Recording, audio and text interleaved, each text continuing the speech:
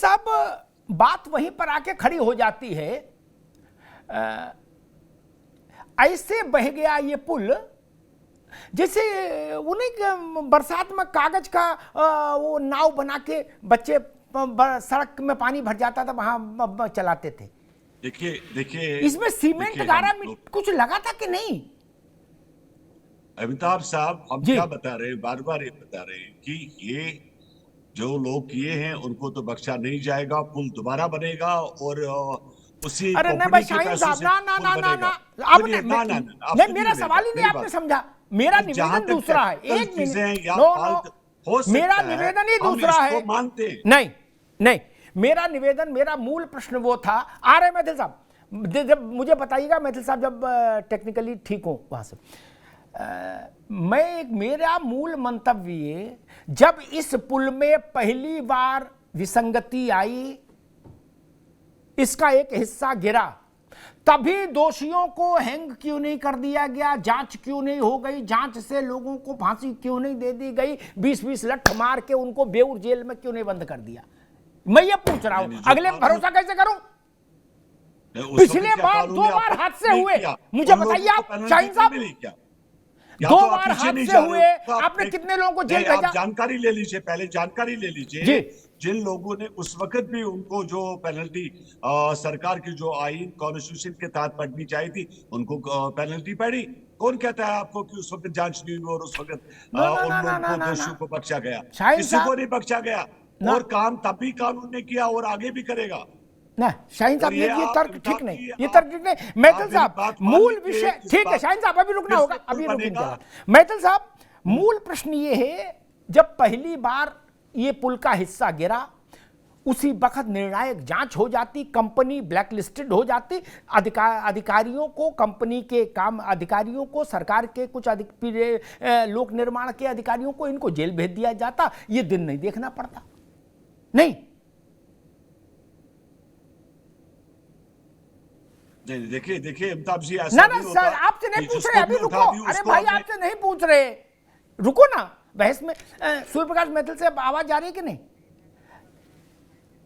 देखिए AK मिश्रा जी, यही प्रश्न आपसे कि पहली बार अगर आपने निष्पक्ष जांच करके सजा दे दी होती तो दूसरी बार ये स्थिति नहीं बनती, और दूसरी बार सजा दे दी होती तो ये तीसरा दृश्य नहीं देखने को मिलता जो कल देखने को मिला। अब हम कैसे भरोसा करें मिश्रा जी? अमिताभ जी, बिल्कुल भरोसा नहीं कर सकते हैं। और जो आप बात बोल रहे हैं कि प्रिवेंटिव मेथड ही लेना, यानी घटना होने के पहले, और आजकल तो इंजीनियरिंग इतनी उन्नत हो गई है कि एक एक ईंट अगर रखी जाती है तो उसका भी क्वालिटी पैरामीटर होता है, गिरने का सवाल ही नहीं है। इसी बिहार में एक गरीब आदमी मड़ई या झोपड़ी बांध देता है और 200 किलोमीटर की रफ्तार से आंधी आती है, वो गिरता नहीं है। लेकिन ये बड़े बड़े पढ़े लिखे इंजीनियर जो है, ये पुल ऐसा बनाए कि बिना आंधी पानी करके ये गिर गया।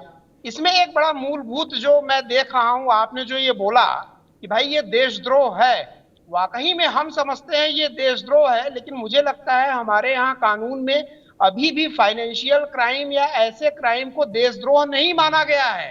ट्रेन हादसे में अगर कोई षड्यंत्र हो जाए, या यहाँ पे जहाँ पे कि पब्लिक के जान माल की, भाई पब्लिक का पैसा लगा है, जनता के टैक्स का पैसा लगा है। इनडायरेक्ट टैक्स जो आपने बोला कि आदमी साबुन की टिक्की भी खरीदता है तो इनडायरेक्ट टैक्स देता है, तो इन लोगों को उसकी कीमत ही नहीं पता है कि कितने खून पसीने की कमाई वहां पे लगा है। सारा पैसा तो सरकार का कोई पैसा नहीं है, सारा पैसा यहाँ की आम जनता का है, जो उनके खून पसीने की कमाई है।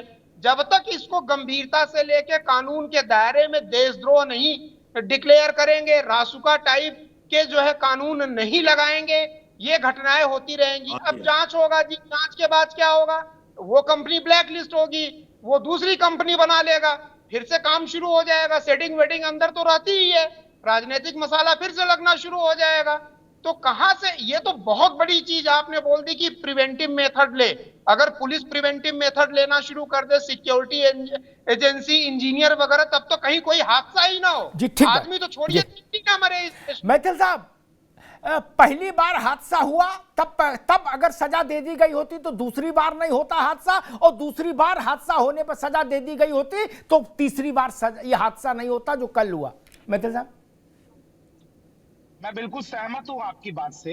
और मैं इसमें एक चीज ऐड करना चाहता हूँ। आपने जी। देखा होगा अभी आपकी स्क्रीन पे चल रहा है जो मुख्यमंत्री नीतीश कुमार जी का स्टेटमेंट है। वो बार बार कह रहे हैं कि मेरे को जैसे ही पता चला मैंने बोला अपने विभाग को जाइए और वहां पे एक्शन कीजिए। अरे भैया क्या बात कह रहे हो, आप मुख्यमंत्री हैं।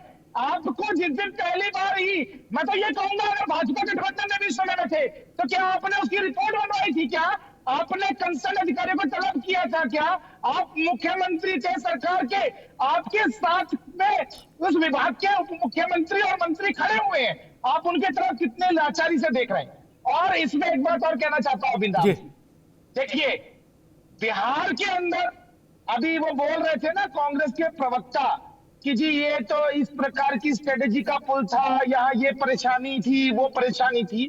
तो मैं बताना चाहता हूं भारतीय जनता पार्टी की केंद्र सरकार 2014 में आई, उसके बाद से आप भी नोएडा में रहते जी। हैं। नोएडा के पास में मेरठ का एक एक्सप्रेस वे है, आप उस पर जाके देखिए।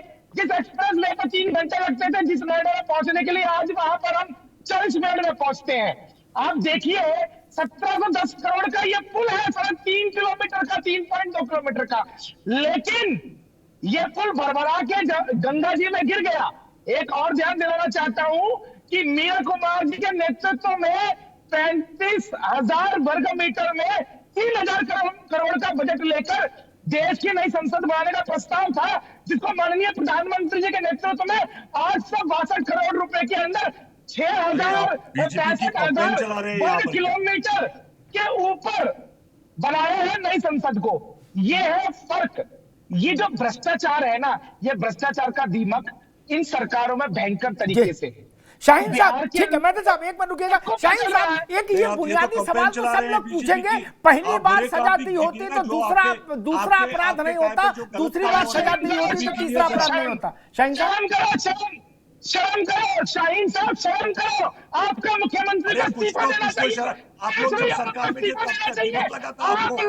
नहीं, जब आप लोग हमारे साथ जब, अरे सुनो मेरी बात, जब आप लोग हमारे साथ सरकार में थे तब क्या दिमाग लगा था आप लोग को यार? उस वक्त क्या हुआ था? कोई काम चल रहा, कोई नहीं, जब आप लोग सरकार में थे तो क्या हुआ था आप लोगों को? क्या कह रहे हो?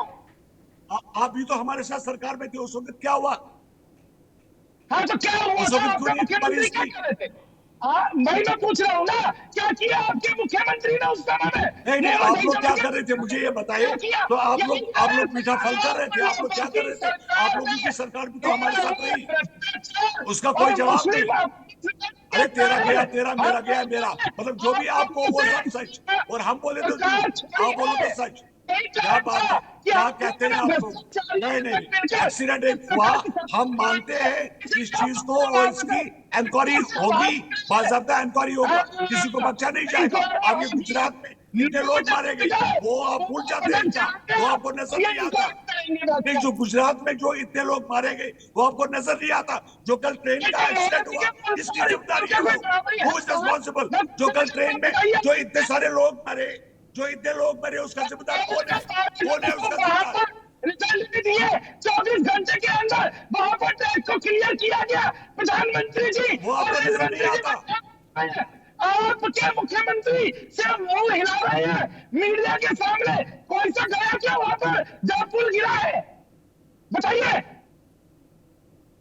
कोई गया है वहां पर? तेजस्वी गया है या नीतीश बाबू गए हैं क्या? आपको नजर नहीं आता? आपको असल बात, सच बात आप लोगों से सुनी नहीं जा रही।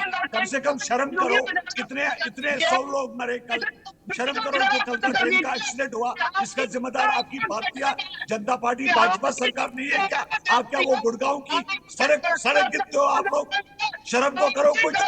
देख रही है, आपकी गुंडागर्दी को देख रही है, आपके द्वारा बिहार को जो आप ऐसे बुढ़े लोग हो। आप देखिए वहां पर कल क्या हुआ, उस ट्रेन एक्सीडेंट में क्या हुआ, कितने लोग मरे। आपको शर्म नहीं आती? थोड़ी सी भी अकल आप लोग के पास नहीं है क्या? नीतीश कुमार इस्तीफा कब दे रही है बताइए, उनके राज में। अरे छोड़ो नीतीश कुमार, हम लोगों से सीखो। हम लोग पिछले 20 साल से सरकार चला रहे हैं, और सीखो कुछ। इस्तीफा कब दे रहे हो ये बताओ। आप जैसे फर्क नहीं है, हमारे यहाँ ट्रेन एक्सीडेंट नहीं होता, हमारे यहाँ एरोप्लेन एक्सीडेंट नहीं होता, हमारे यहाँ पर हेलीकॉप्टर क्रैश नहीं होता, हमारे यहाँ पर बेगुनाह लोग नहीं मरते। एक मिनट, दोनों को रोकेंगे, दोनों को रोकेंगे। मैं एक बात कहूं, एक मिनट दोनों लोग रुकिए, फिर आएंगे आपके पास। प्रशांत पाठक के पास चलूंगा, रुकिए मैथिल साहब अभी रुकिए। प्रशांत पाठक, एक बात कह दूं, शाहीन साहब ने कहा हमारे यहाँ ये नहीं होता, ऐसी बड़ी बात मत बोलो, ठीक? अवैध जहरीली शराब से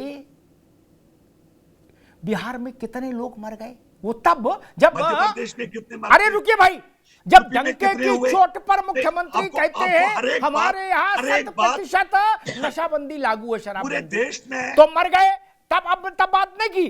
पाठक जी, आप ही सवाल पूछूंगा ये, ठीक? आप भी साथी हो वहां गठबंधन में। दूसरा एक प्रश्न खड़ा होता है, शाहीन साहब को शायद नहीं स्मरण रहा होगा, हो जाता है कई बार, नीतीश बाबू जब रेल मंत्री थे तो उनके कार्यकाल में लालू यादव, नीतीश कुमार, मीरा कुमार, ममता बनर्जी, इन सब के जो रेल मंत्री के, रामविलास पासवान, इन लोगों के रेल मंत्रित्व काल की तुलना करें तो नीतीश जी जब रेल मंत्री थे तो सर्वाधिक रेल दुर्घटनाएं हुई थी, ठीक? और वो कह रहे कि हमारे यहाँ रेल दुर्घटना नहीं होती, इसलिए ये बातें नहीं करनी चाहिए। मैं तो मूल बात पर आ रहा हूं पाठक जी, कि पहली बार अपराध हुआ था तो सजा क्यों नहीं मिली, दूसरी बार अपराध हुआ तो सजा क्यों नहीं मिली, और तीसरी बार फिर वही जुमला बेचा जा रहा है कि अब की जांच कराएंगे, सजा देंगे।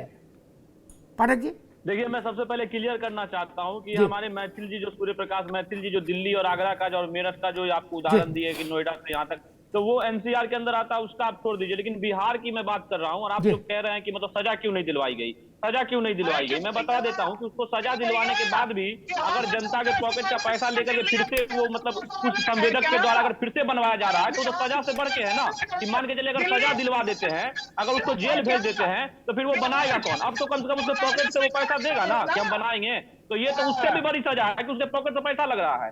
दूसरी बात है कि अगर कोई मिसमैच हुआ है तो उसके इंजीनियर का फॉल्ट है, उस कंपनी का फॉल्ट है, उसने शायद पैसा मारने के लिए ऐसा किया होगा, तो सरकार ने तो उसको ये मिसमैच नहीं है संतोष बाबू, ये मिसमैच नहीं है, ये तो लग रहा है रेत का ही पुल बना दिया भैया, ये मिसमैच थोड़ी ना है, गिरते हुए देखे नहीं थे बना दी। नहीं सर, मैं एक बात कहना चाहूंगा, अगर बना ही दिया, ये पुल बना ही दिया, तो उस पर आवाजाही तो नहीं हो रही थी, ये मोरबी के पुल के जैसा आवाजाही तो नहीं अच्छा, होती। तो आप कह रहे हैं बाई से बने हुए गिर जाए कोई दिक्कत नहीं है, मेरा बहुत मन था मैं उज्जैन जा करके घूमने का काम करूं। 2 दिन पहले आंधी आई, महाकाल लोक का देखिए, बहुत सारे ऋषि मुनियों का, हमारे आदरणीय ऋषि मुनियों का जो है वहां टूट के गिर गया, तो इसलिए आपके पुल पर सवाल बंद हो जाए।